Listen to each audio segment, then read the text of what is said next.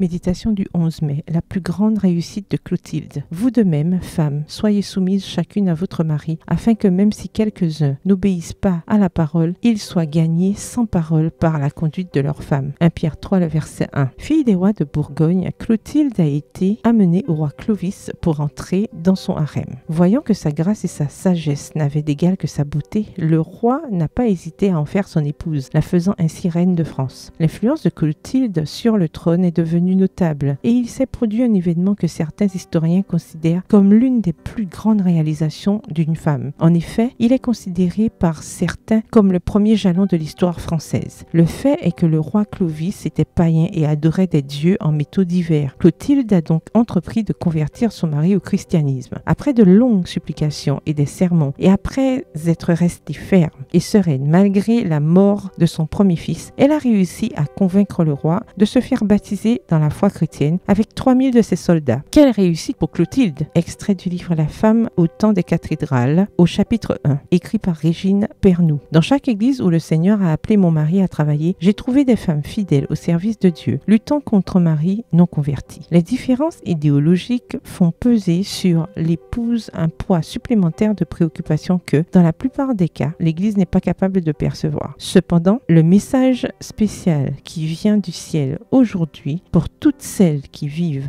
une telle situation est que Dieu voit de son trône la fidélité et l'amour avec lesquels elles le servent. En plus de leur faire la promesse d'être constamment avec elles, Dieu les exhorte à respecter leur mari afin qu'ils puissent eux aussi accepter Jésus comme leur unique sauveur. Le meilleur évangile est celui qui est prêché à la maison. Personne ne peut résister à l'immense amour de Dieu qui se reflète dans une épouse pleine d'amour et de respect. La fidélité de Dieu se manifestera dans les foyers qui attendent sa plus grande réalisation. Si c'est votre cas, ne cessez pas de prier et suivez les conseils divins. Si votre mari décide finalement de ne pas accepter l'évangile, son sort ne sera plus entre vos mains. PS, heureuse de faire ma part. Bonne journée, que l'Éternel vous bénisse.